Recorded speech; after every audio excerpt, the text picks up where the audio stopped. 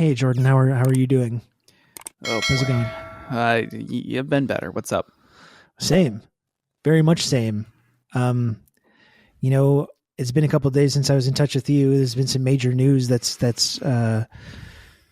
came out over the last couple of days, and as you remember, when I did that U.S. Embassy tour a year or so ago, I was staying in Havana.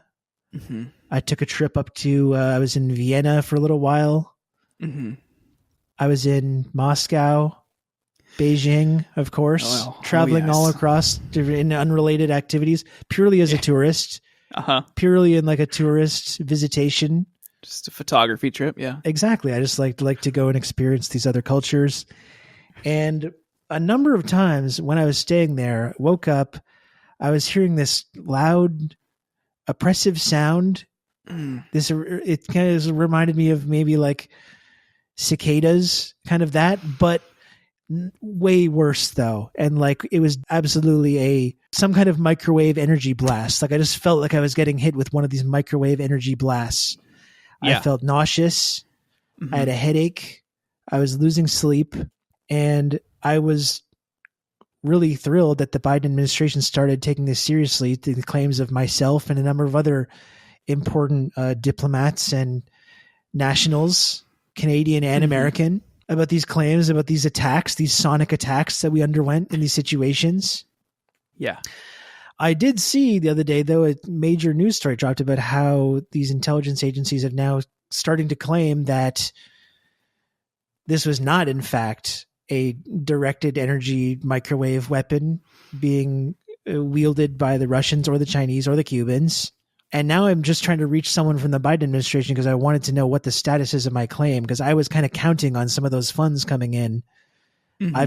I've got medical expenses and some other unrelated expenses as well that I was hoping that I could get some help with. And now I'm not sure how that's going to go. Yeah, I mean, I just filled out the questionnaire, and I was really banking on, that like $200,000 from my Havana Syndrome claim, because look, dude, McLaren is my dream car, and I thought this would be the opportunity where I could finally get one. So I know really that would make you feel better. It would. My doctor said that my stomach ache would be cured if I had a McLaren. And now we got stabbed in the back by the Intel community. Yeah, it's very unfortunate. I'm happy to know, I did see Ned Price and the Blinken kind of going there and saying like they still believe that the people are sick and these things have been happening. We just we don't know where it's coming from. So I hope they're still gonna, regardless of whatever news story is to come out with this, I hope they still keep the victims of this horrendous attack in their thoughts. I hope they see us and hear us and continue to support these claims. Yeah.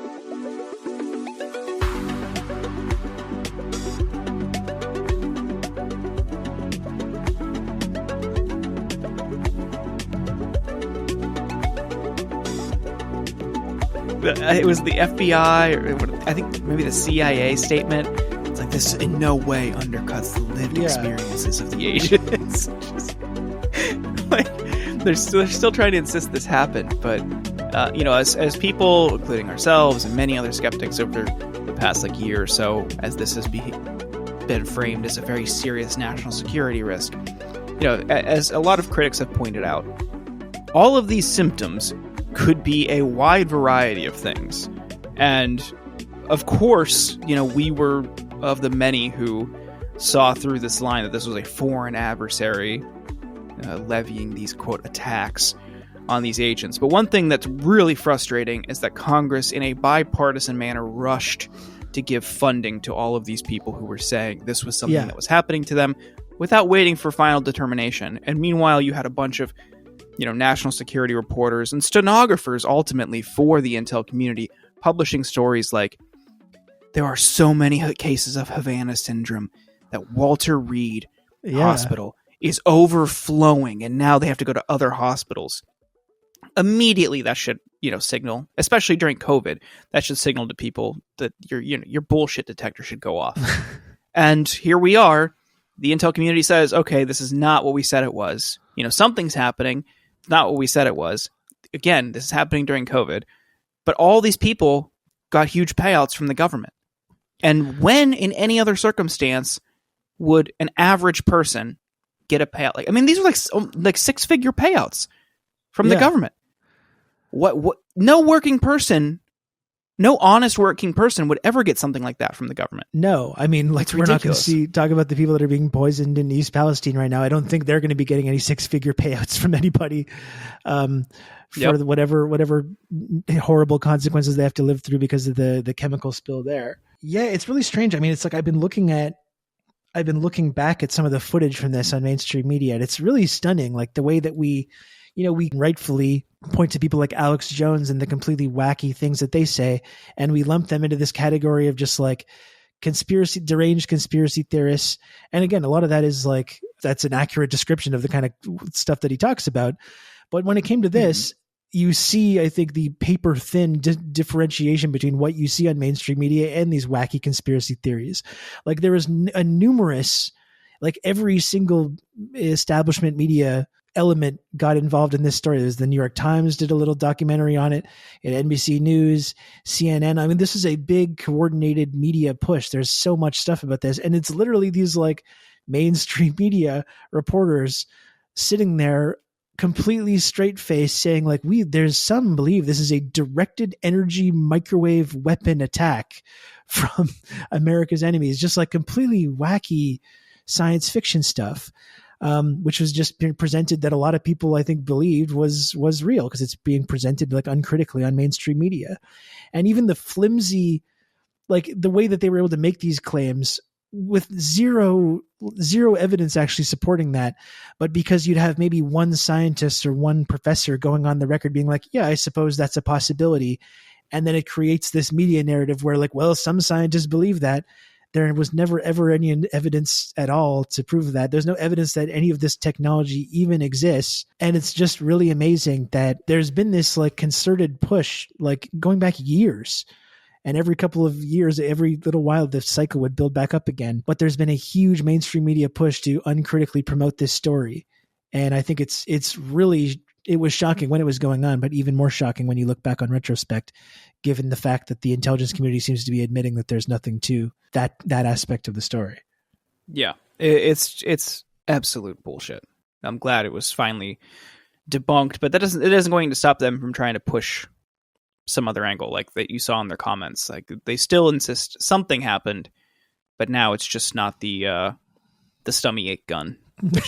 Yeah. We all knew was the bullshit. headache ray. Yeah, and obviously, like, the whole thing where, regardless of the way that they've walked the story back, there's still, I'm sure, a sizable number of people who are plugged into the cable news world who will just now, for the rest of their lives, believe that Russia or Cuba or Korea or China do have a microwave headache gun. And the fact that they've walked back this story or they've tried to pump the brakes on it is not going to really impact their fervent belief that this is a very real thing. Right. Yeah. Oh boy. Well, yeah, great stuff. Speaking of more bullshit, we have a good conversation coming up with Bryan Metzger of Insider about CPAC.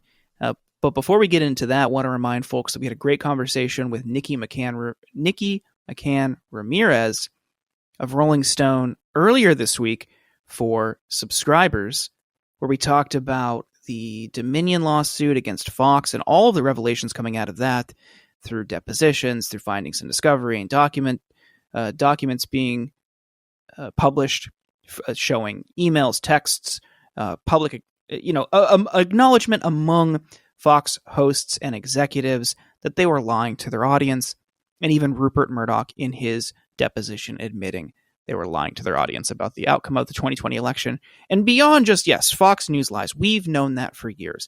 We had a really good conversation about the ways Fox influences our society and our politics, and not just misleading viewers. Also getting into the granular details of how they really are kingmakers in the Republican Party. I loved it, and you can get it at theinsurgents.substack.com for just $5 a month. You get access to that episode and every other paid episode. that we've done. Become a paid intern of the show. Continue supporting it. We really appreciate those of you who have already subscribed. I had a ton of fun talking to Nikki. What about you, Rob? Yeah, that was very good. I mean, I think I'm always interested in talking about the extremely pernicious influence that, Fox and conservative media in general has had on American culture. But, considering we're all kind of living in different variations of American culture because it's been exported around the world, has had these wide-ranging, horrific impacts on, the entire world, this kind of conservative media ecosystem. That was a great conversation. We also, as you mentioned, have insider reporter Bryan Metzger coming out to talk about CPAC, which seemed like quite a wild ride as well. Very interested to hear about his experiences there and all the various sects and different interests that are represented down in CPAC. That was great stuff. So you want to get the show on the road here? Yeah, let's do it. It's silly season, baby. It's silly season. It's hashtag silly season on the Insurgents podcast. And Bryan Metzger will be joining us right after this.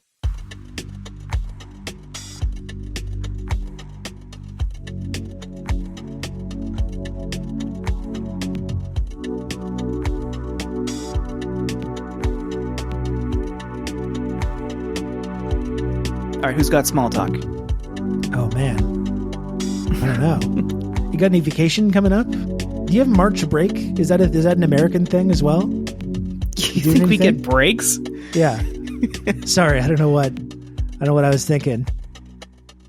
For context, Brian, Rob's Canadian, so he gets things like benefits, time off, holidays. Actually, that is not correct considering my main job is Twitch streamer. So sorry, let's leave the benefits out of it. Yeah, it would be nice to have benefits and time off, but I just have to figure that out. I have to ask Jeff Bezos for permission when I want to take time off, and he says no. Wear your diaper. Keep streaming. March break. What is that? I don't know. It's just to get kids get a week off of school. Usually for what? It's like a vacation time. So like spring break? Yeah, spring break. Yeah. Oh, schools do, yeah. But I thought you meant like as adults, do we get some sort of break? Adults in Canada don't get like a week-long holiday out of nowhere. That would be nice. I would support that if that was a thing. But I just mean more that like there usually is a time around this time of year when there's some kind of breaky type thing going on. Usually, right? Yeah. So no plans for you tonight, I guess. Not until May. I told you earlier in May I'm going to Tokyo. Right. Oh, wow. Well, that's cool. Not a spring break type thing. Like I'm not in school anymore, so. I also found, maybe you saw this as well, Brian. Was your spring break often filled with homework and papers while you were in school? I think I managed to escape that, at least with spring break. I think Thanksgiving break was a break that was often full of a lot of work, and especially in college, I think I ended up doing a lot of work over Thanksgiving break because it was right near the end of the quarter and had to get everything done, and that was sort of a free time to do it all. Yeah, that makes sense. Rob, what about you? I am taking a couple days off. Right before, you'll remember, Jordan, like when we first started the podcast, I've been reminiscing about this the other day because we started the podcast and, it was with covering covering the beginning of the Democratic primary. And then during this week, 3 years ago was Super Tuesday. And I took a little vacation with my family at that time, and I watched the Super Tuesday results roll in from this place in upstate New York where we were staying, which was extremely depressing. I was looking at the other day at my confident declarations prior to that about how I thought it was going to go versus what ended up actually happening. But other than that painful aspect, we had a really great time on this vacation. Prior to that, it was right as we were starting to get this trickling in of stories about COVID, especially in New York, and it was still a little kind of unclear at that time. It was really right before the dam broke on that. So it was literally like right before a lot of really bad stuff started to happen and our whole society kind of took this dark turn. And so actually in the next week, we're bringing our son back to this place, this like cool little spot in upstate New York. He's been bugging us to go for the last 3 years. Obviously we couldn't for a number of reasons. So this year we're like, okay, we're going to go back there. So we're kind of going back to where we were 3 years ago at this time, right before a whole lot of really bad shit started happening. It sounds like the makings for a bad vacation, but otherwise it was very nice. Yeah. Yeah. I didn't even realize that the start of COVID was 3 years ago. It's hard to believe. Yeah, it's hard to believe, isn't it? Yeah, and Super Tuesday was March 3rd, 2020. So that's exactly 3 years ago. Yeah, exactly. Yep. Oh boy. Well, not a good night. It's a perfect. I guess, Bryan, you're a perfect guest for this anniversary, and now that CPAC is happening, who better than Bryan Metzger of Insider, politics reporter there, who's been covering CPAC. We're happy to have you. But before we get into our conversation with you, we have to ask you the same question we ask everybody. And we start all of our conversations off with a pretty hardball question, just so we know who we're dealing with. And now it's your turn, Bryan. Bryan Metzger, are you a gamer? I would not say that I am. At least in the sort of typical understanding of it. I used to play Minecraft a lot. That counts. Especially, yeah. No, I mean, not now. So it's hard for me to say I'm a gamer now. But like when I was in middle school and I guess maybe early high school, I was a big Minecraft player. Really enjoyed the sort of world building aspect of it. It's funny, every time I go home for the holidays or something like that, even just a couple months ago, I end up sort of regressing and getting back into it. This is basically like a yearly occurrence, and it's a fun game. I mean, it's great, but I try not to get sucked into it too much because I definitely spent too much time on it back then, and I find myself being annoyed at how complex the game has gotten because it used to be very simple. I don't know if you all play Minecraft ever, but no, it sounds like a game your kid would play. I do play sometimes. Yeah. I enjoy that. It has gotten rather complex. My favorite thing about Minecraft was always just starting a new map, and that kind of first couple of nights when you go from having nothing at all to having a little place. There's this feeling of comfort that first night in Minecraft when you dig a little hole and have a single torch, and then how that over time turns into this cool like fortress. That's always really satisfying. Whenever I got to that point afterwards, I would kind of be like, oh, well, I don't see the point in this anymore. Yeah, no, I mean, same here. It's like the early stages where you're really like down on your luck and you're trying to, get diamonds, get iron, build some sort of farm to give yourself a steady stream of food.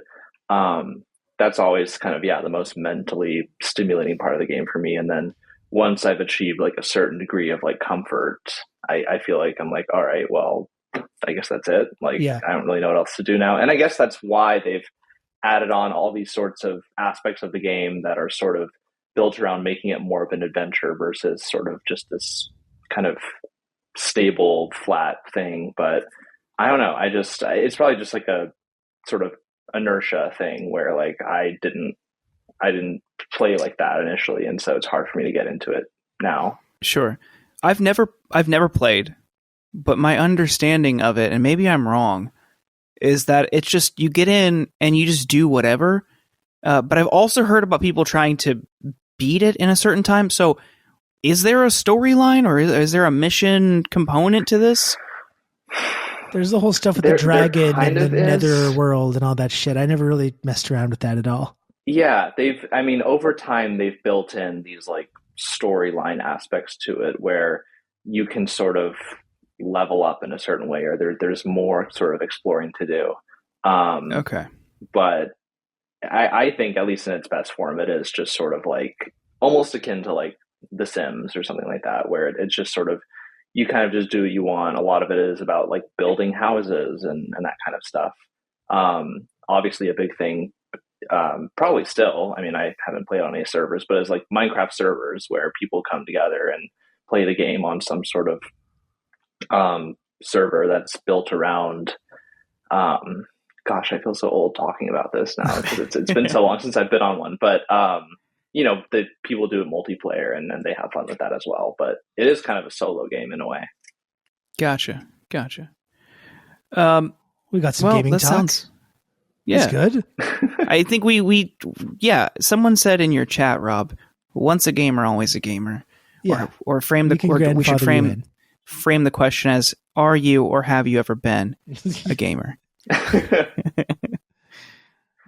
Any gamer associations, let's report them. It's like McCarthyism. The gamer scare. We're here for it. Yeah, that's right. But Bryan, you've been covering CPAC the past couple of days, and that's going on into the weekend. We got the big guy coming, I think, tomorrow. Everyone's really hyped for that. We'll get into the Trump component in a bit, but I'm curious, just kind of general observations. What were the vibes at CPAC this year? Well, the vibes are interesting, and I guess one initial caveat that I would have to add is that this is my first CPAC, so I'm not to date myself too much, but I'm 25. Like, I kind of started covering politics just in the last couple of years, and in 2022, CPAC was in Florida and Texas, and it didn't really make sense for me to try to go all the way out to there. So this year it's in National Harbor, which is just a few miles south of DC. It's weird. It's basically like a Trump show.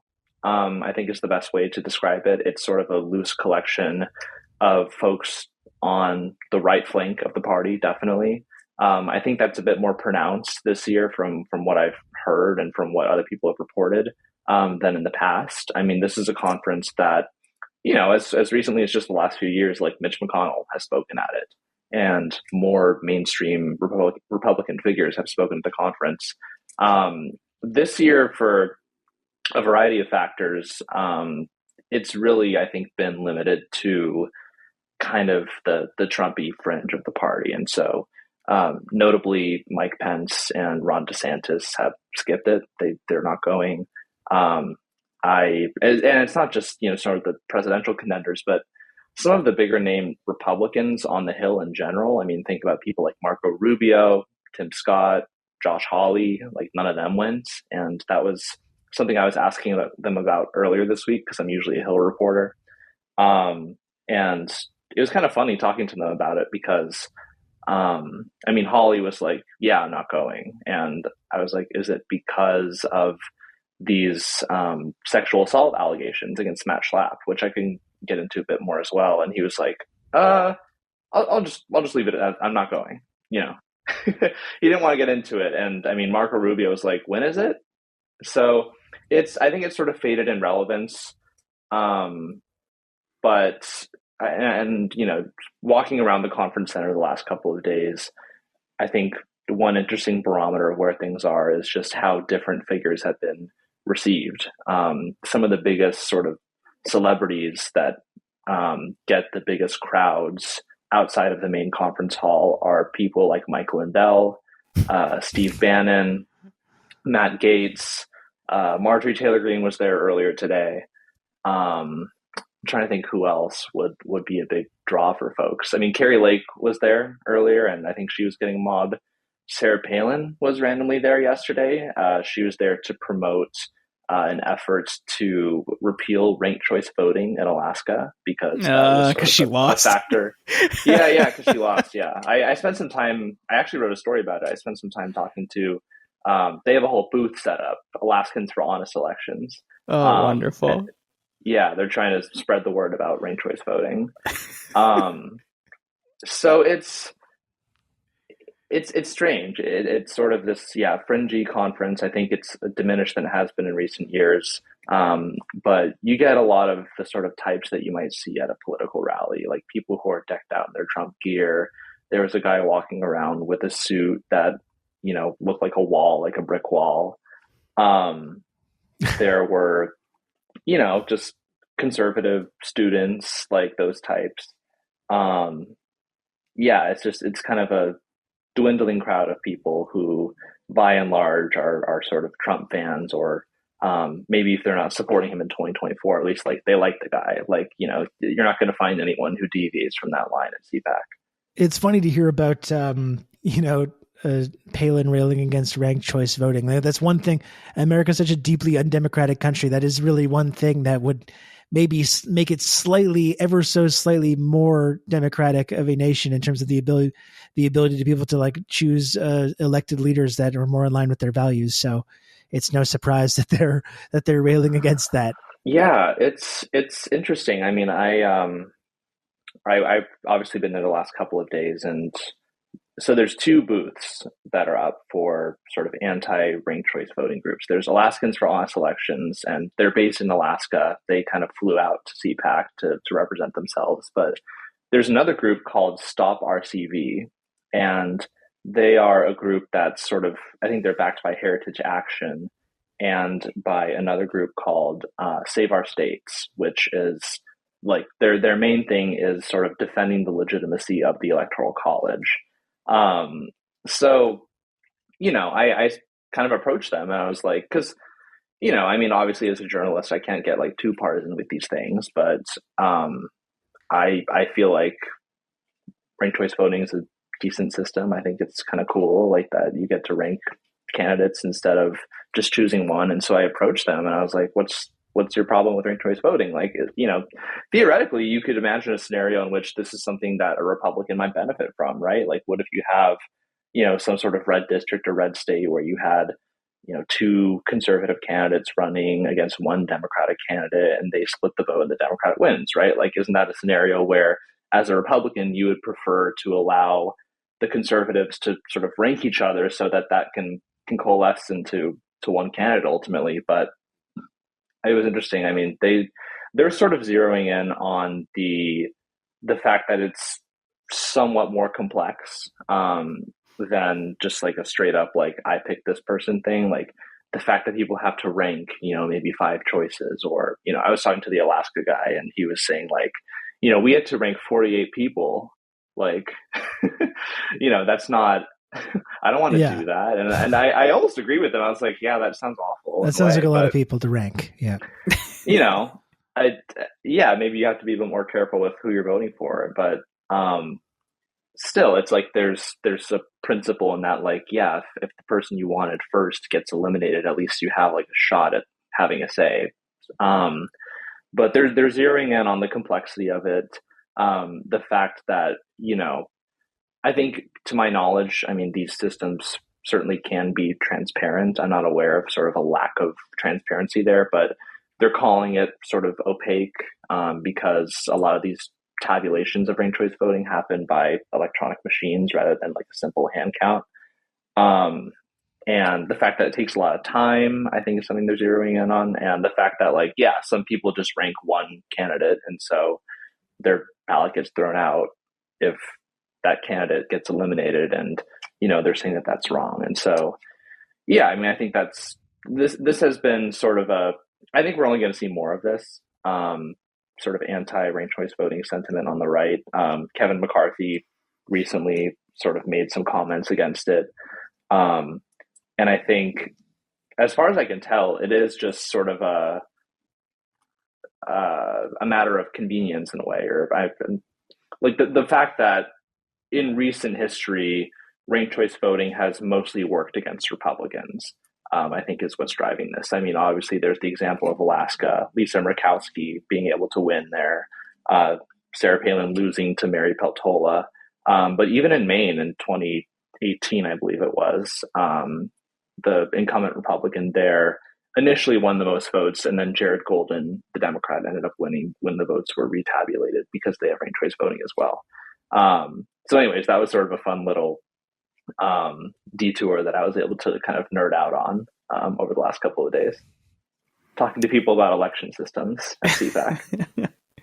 So, maybe one of the more substantive conversations that happens there. It seems to be, heavy on platitudes, stump speeches, a lot of I mean, you mentioned 2 of the more prominent election deniers were there and were received with great fanfare.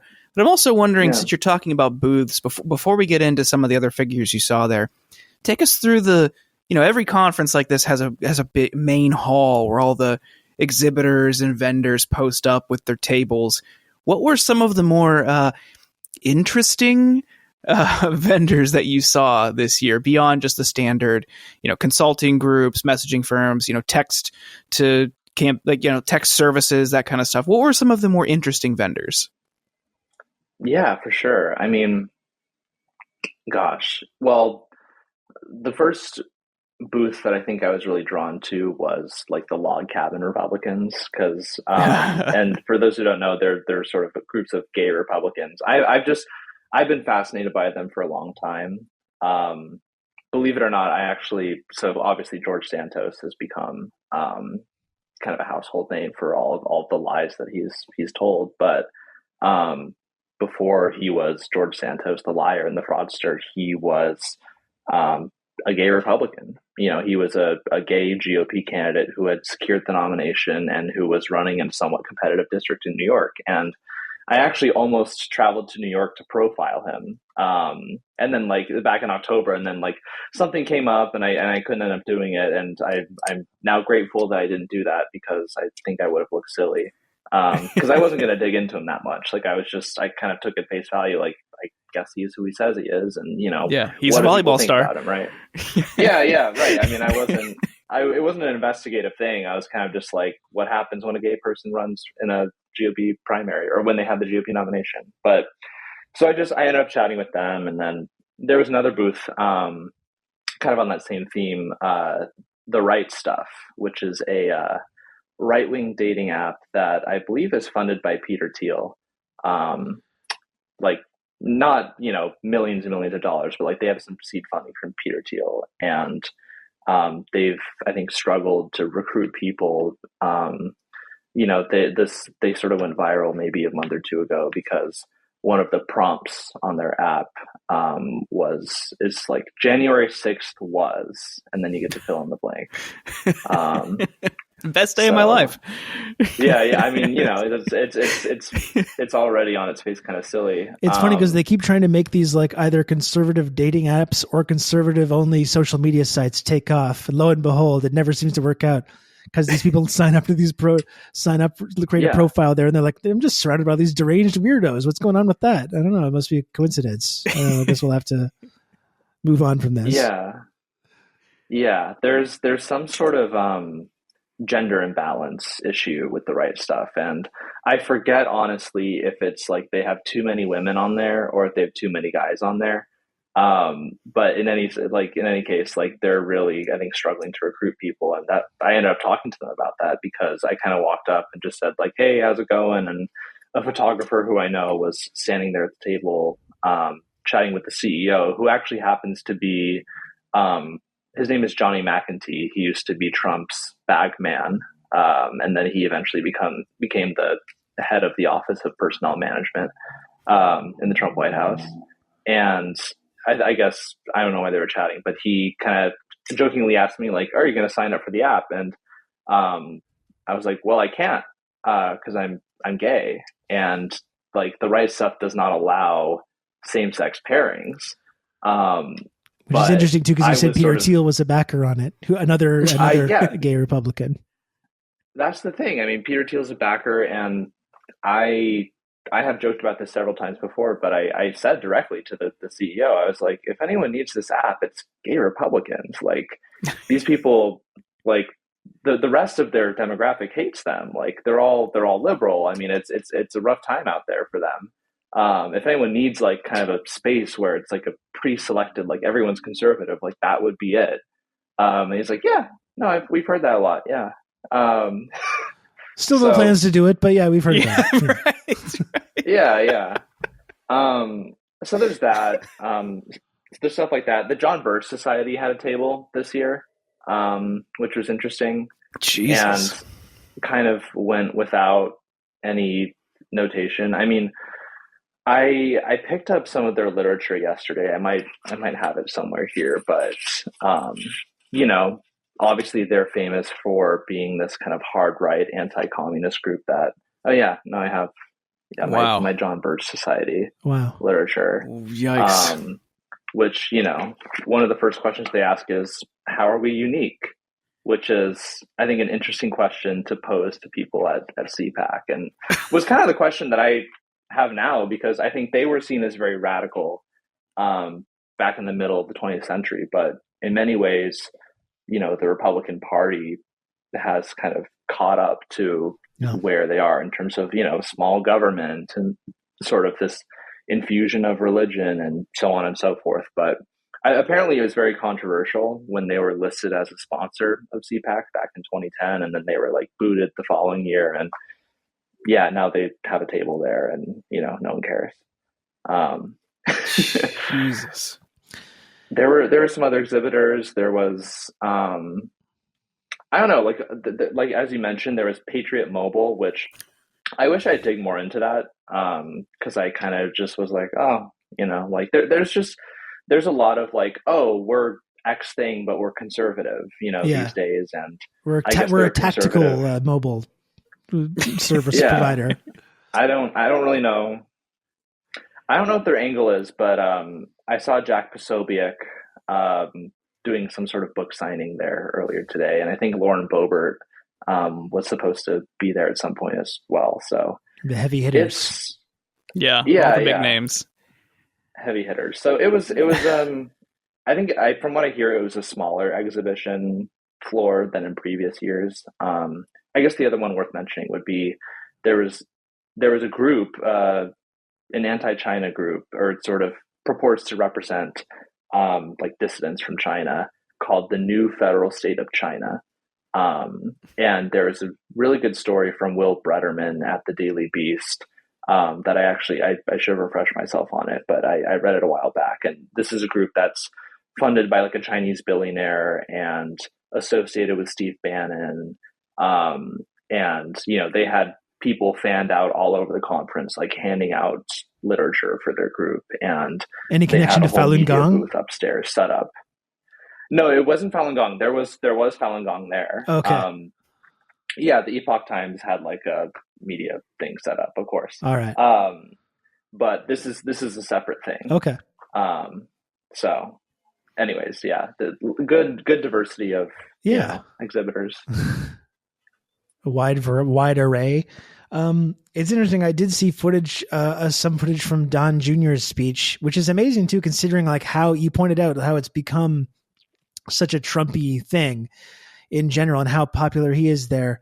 But I saw Don Jr.'s speech, seemed pretty low energy, seemed a pretty lackluster crowd, which is amazing too. Like how much of a failure can you be when it's like that's supposed to be your people. That's your audience. It's your family name that they love and that they're coming around, but he can't even seem to get the support of even the most hardcore Trumpist supporting conservatives. Big L for Don Jr., unfortunately.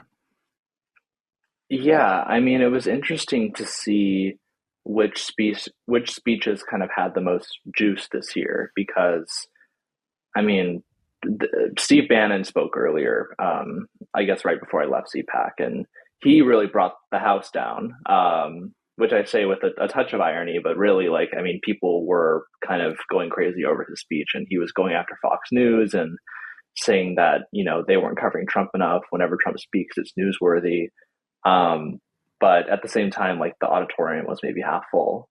And I mean, I feel like an interesting bit of context that I should talk through here is the fact that Matt Schlapp, the chairman of the American Conservative Union, kind of the chief organizer of this conference, is currently the subject of a $9.4 million sexual assault lawsuit from a male Herschel Walker staffer.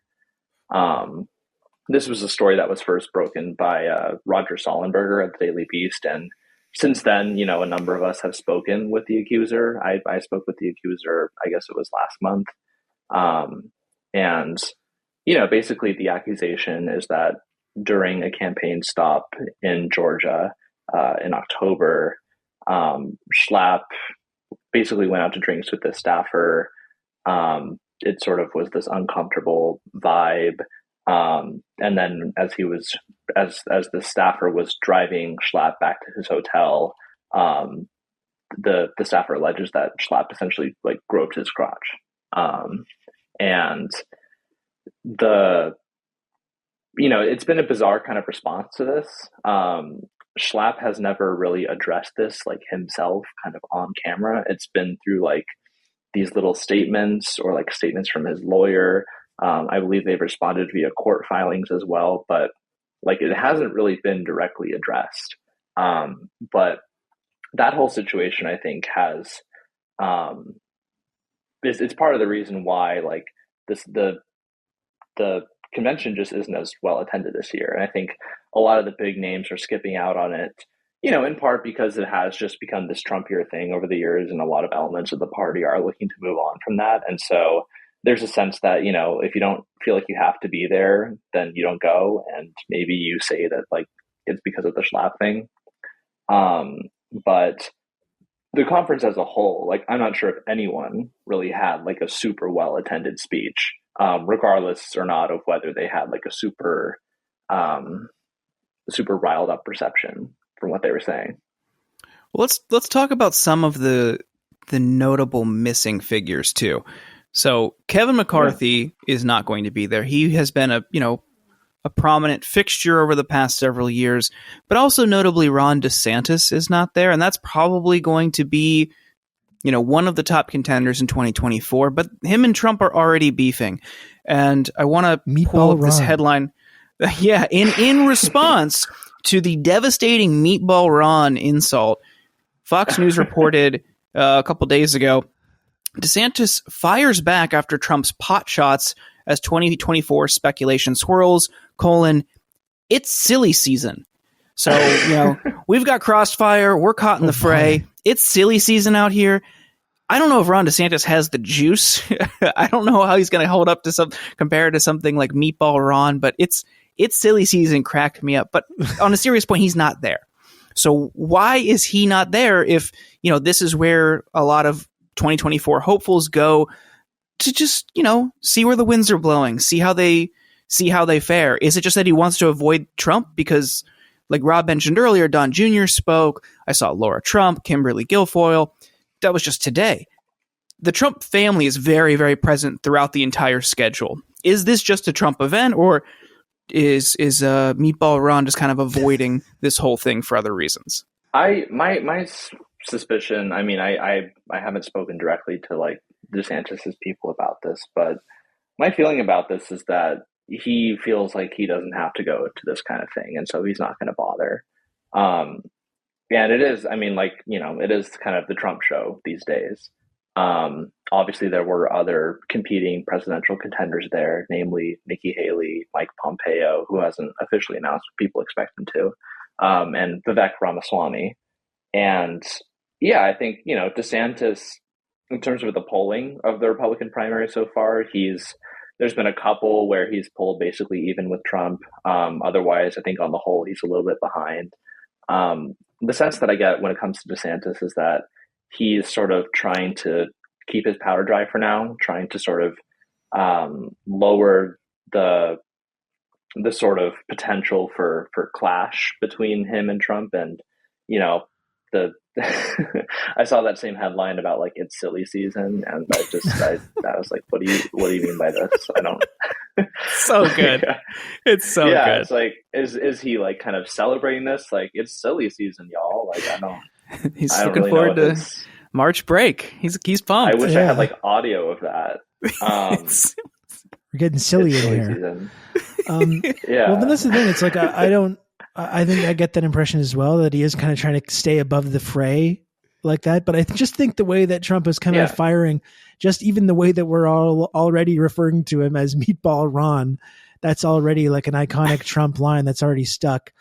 I do really get the sense, as much as like the conservative movement, I think would love to move past Trump in terms of the elites, like in the conservative movement, and anoint someone like DeSantis, who is, will be just as adamant and forceful at enacting very reactionary, conservative, pro-business and regressive in terms of social policies. I'm sure they would love that. But when it comes down to it, I think once you start to get more into this primary season and you see these people start to face off, I just feel like the moment Trump calls DeSantis Meatball Ron at a actual debate, it's going to be just no contest. Like, and as we've seen, like in the conservative movement, I was just watching this clip a few moments ago.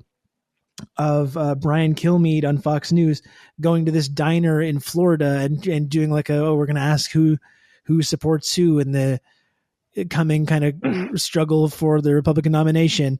And everyone in the entire diner was like, Trump. They're all just repeatedly, even a woman in a Ron DeSantis shirt was like, yeah, probably Trump still. So as much as there's this narrative that's trying to form saying that like it's a possibility that DeSantis could take the nomination, I guess it is still technically a possibility. I really feel like once this actually gets rolling, it's going to be a similar case to what we saw with Trump in 2016, as he just walked over all these establishment friendly candidates, no matter how much institutional support they had or how much media support they had. It's hard to see a different outcome taking place in this coming Republican primary. Yeah, it's hard to say for sure. I think generally speaking, we are in kind of this weird space where Trump is starting to dip below 50% in some polls. And, we're all kind of wondering, I think, like, well, how real is that? How permanent is that? To what extent is that just sort of the fact that, like, he hasn't been campaigning that much, like there isn't much of a campaign to speak of yet. I think we'll get more of an answer to that as the year goes on. We saw in the midterms as well as a lot of the candidates that he supported didn't win in the midterms as well, and it looked like he was a little bit diminished then as well. I mean, yeah, there's sort of the sense that like among a lot of segments of the party that maybe it's time to move on because he's been too much of a drag on the party.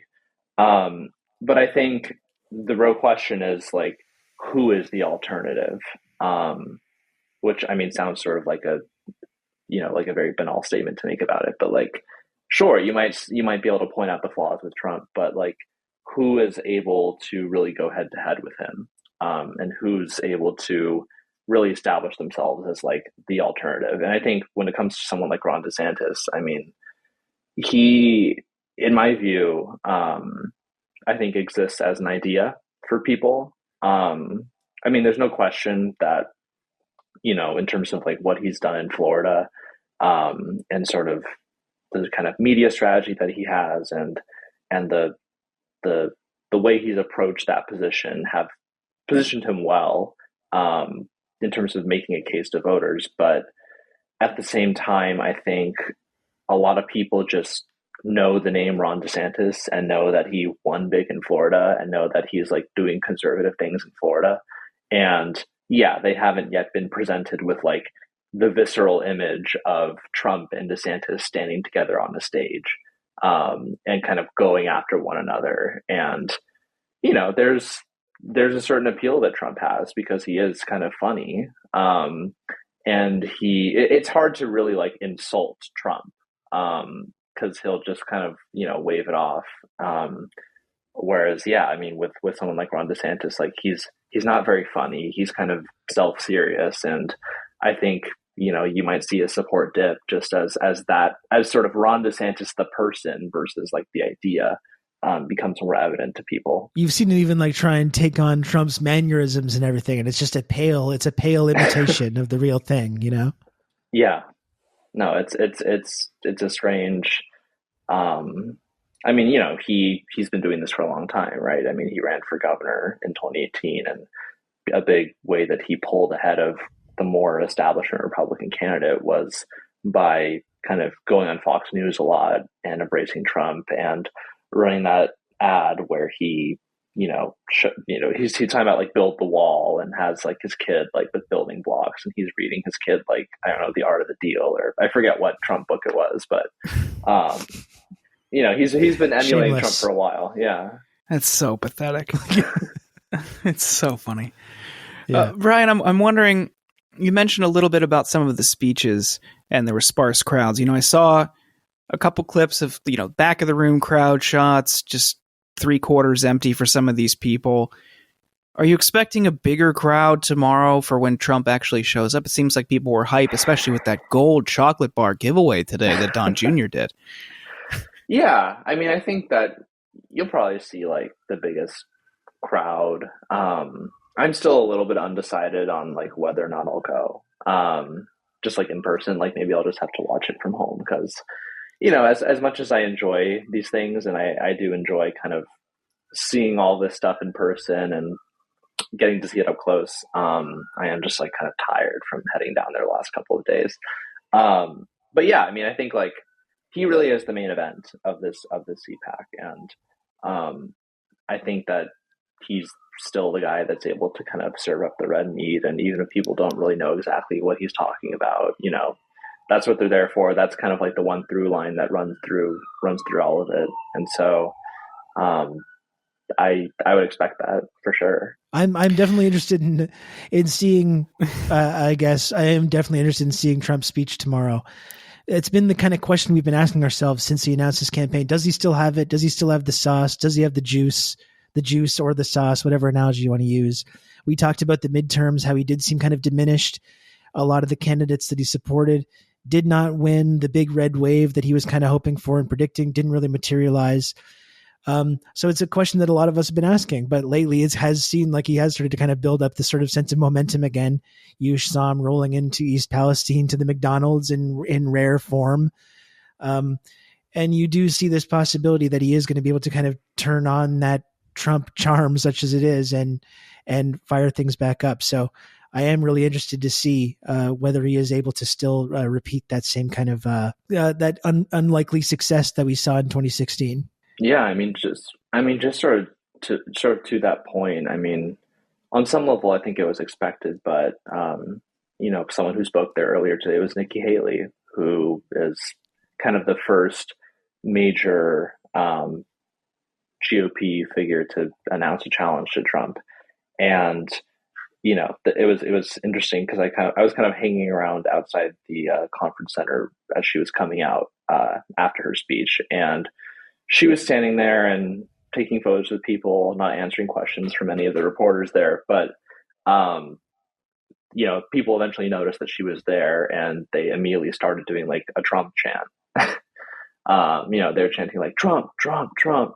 And I think someone yelled at one point, like traitor, like someone, they were yelling like, we want Trump. Like, you know, I mean, granted, like, I think obviously, you know, it's hard to extrapolate too much on just kind of one moment or one instance of like Trump fans like yelling at Nikki Haley. But like, to me, that sort of just captured the general atmosphere of like, you know, maybe they like her, fine.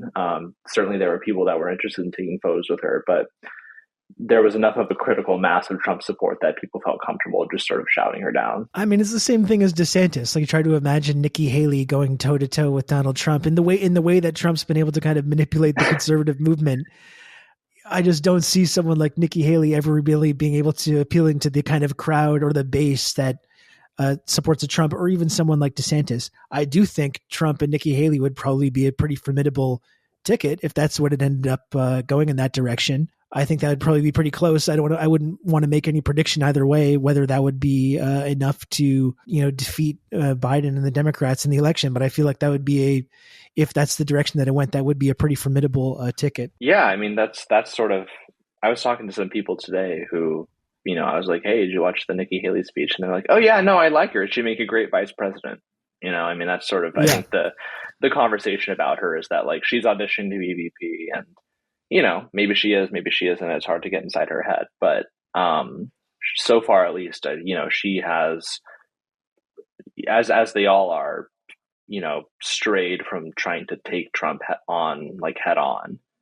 She's talking a lot about generational change and, you know, the need for a fresh face, and the fact that we haven't won the popular vote. Like, these are all sort of implicit criticisms of Trump, but like nothing that's really like beyond the pale, or like that would sort of permanently sever the chances of her staying in that orbit. Bryan, I'm also curious, since you are a Capitol Hill reporter, if there's any, you know, how the winds are blowing up there among Republicans. You know, Kevin McCarthy's kind of tough to pin down on this kind of stuff.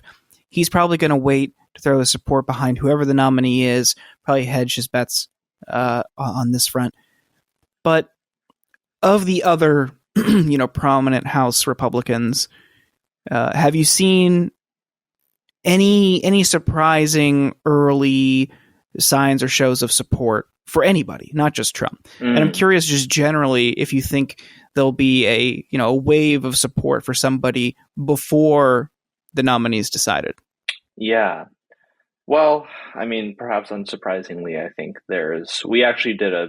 we have sort of a running endorsement tracker going, and Trump's support in Congress currently stands at five senators, all of whom are freshmen, to my understanding, and also Lindsey Graham.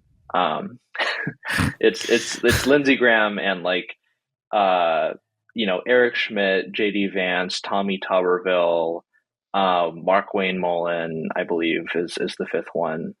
Basically, like Lindsey Graham and a bunch of freshmen who were able to win with Trump's support. So they sort of like owed him something in a way. And then in the House, it's maybe like in the 40s of people, which is kind of what I would expect. Um, Aside from that, I mean, there are a number of folks who speak favorably about DeSantis.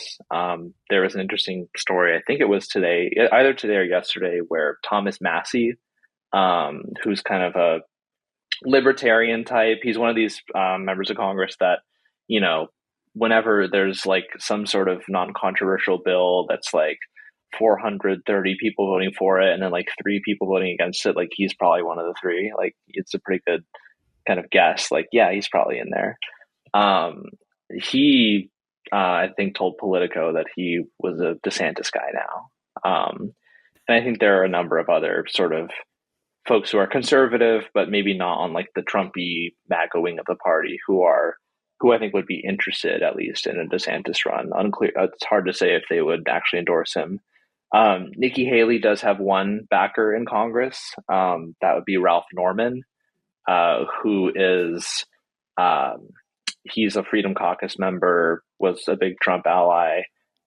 He famously, these were texts revealed by Hunter Walker with a Talking Points memo. He just a few days before Biden's inauguration texted Mark Meadows that Trump has to invoke, quote, martial, like with an sh, martial law. And later on, like he was asked about it, and he said, like, yeah, I was frustrated. I was frustrated with what was going on with Dominion and all of that. But he's backing Haley now, so they're Awesome. they're friends. Big going back big to, get for her. yeah. I mean, she's got that endorsement.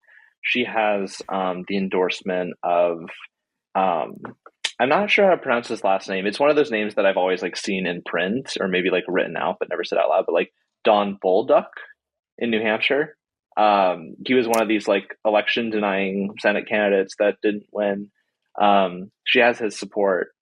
Uh, so she's running an interesting campaign, really, where like she kind of has this like moderate-ish appeal, but then is getting these interesting endorsements. And I think, I mean, she's at CPAC, right? When a lot of other people aren't. Like she's trying to court that wing of the party.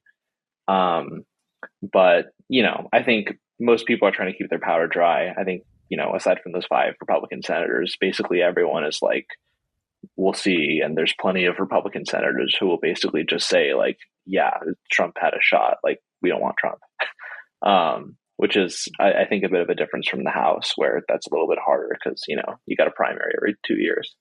Right. Well, one thing I'm wondering is, the State of the Union was a couple weeks ago now, and we had a lot of talk from Biden, touting the accomplishments of the first couple of years of the administration, and then saying like, now that we got this new Congress, we got this new situation, now we got to finish the job on all these things that we started, and we're going to bring back the child tax credit, and kind of promising to like finish the job and all these things they're working on. So, do you think there's any appetite in the House to compromise with Democrats? I can't say without laughing. To compromise with the Democrats on some common sense bipartisan solutions that are going to benefit people in the United States? Or do you think that was maybe a little bit of a reach from Biden suggesting that was a possibility? Yeah, I think that's just messaging from Biden. It's interesting because I have personally not covered divided government before. I mean, I've obviously seen it. I've been aware of it before, but it's interesting to go from like, you're covering unified Democratic control of Congress and, like, will this bill potentially pass like both the House and the Senate, to like going to the situation where it's like, oh, like nothing is going between these chambers, Yeah. except two different things.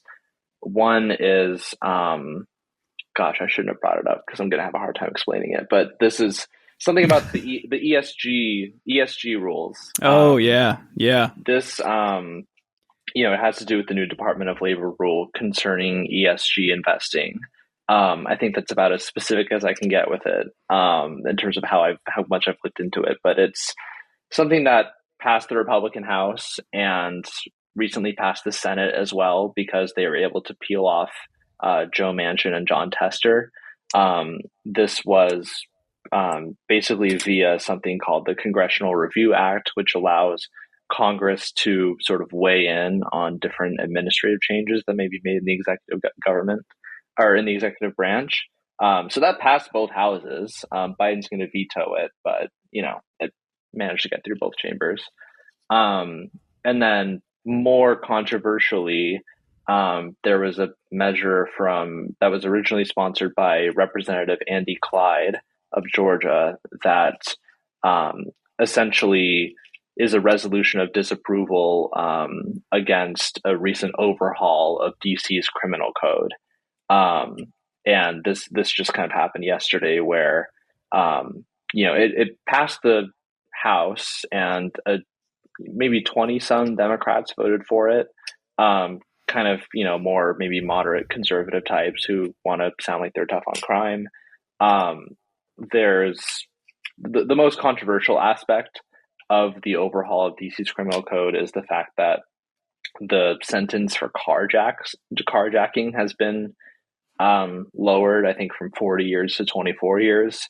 If you look at data from the DC Sentencing Commission, the median sentence for carjacking has been 15 years. And so you're already talking about a number of years that is far beyond what people get anyway.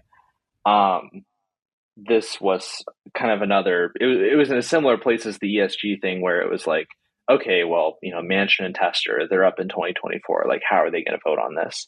And then Biden said during a Senate Democratic caucus lunch yesterday that he wouldn't veto it.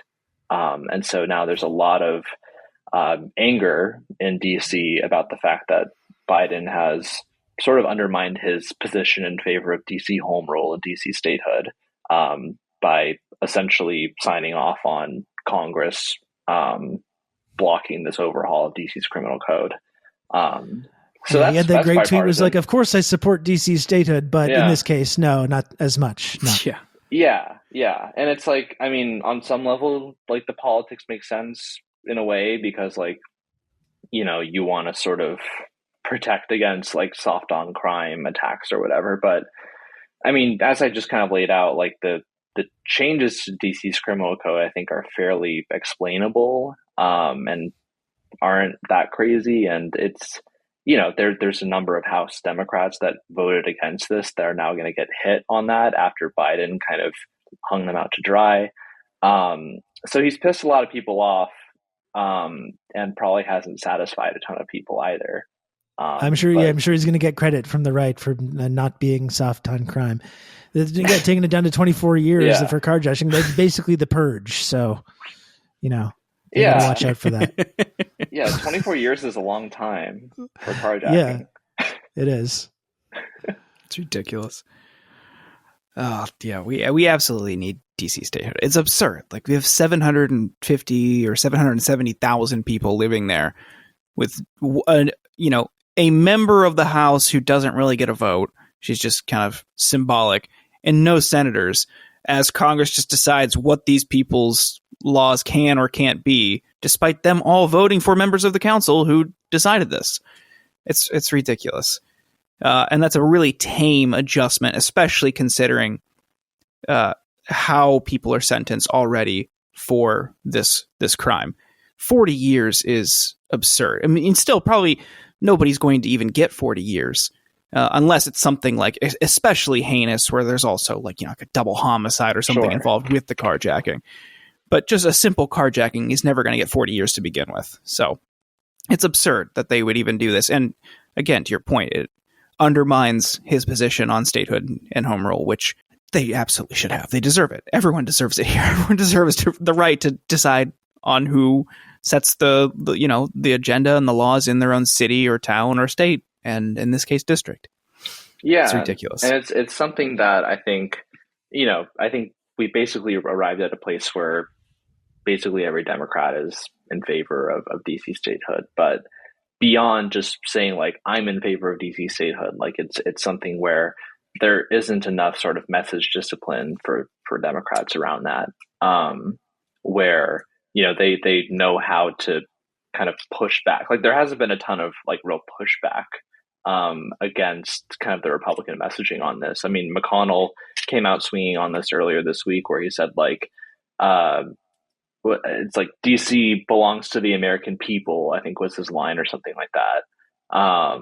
And that was kind of argument against DC statehood and home rule and that kind of thing. And, I guess that's an argument, but it seems like a relatively easy one to rebut if you don't agree with it. So, Bryan Metzger, thank you so much for joining us. Where can people follow you and find more of your work?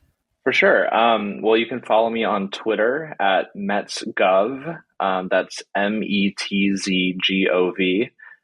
It's an old Twitter handle that I never really bothered to change, so I guess I'm stuck with it now.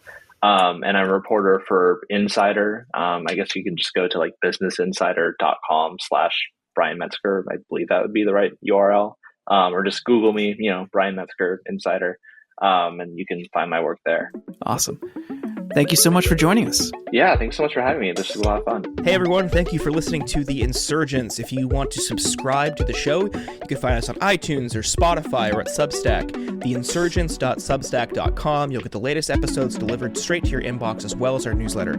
On Twitter, we are at InsurgentsPod. Tweet at us, harass Ken in our replies, and then send us your hate mail to theinsurgentspod@gmail.com. Thank you once again for listening.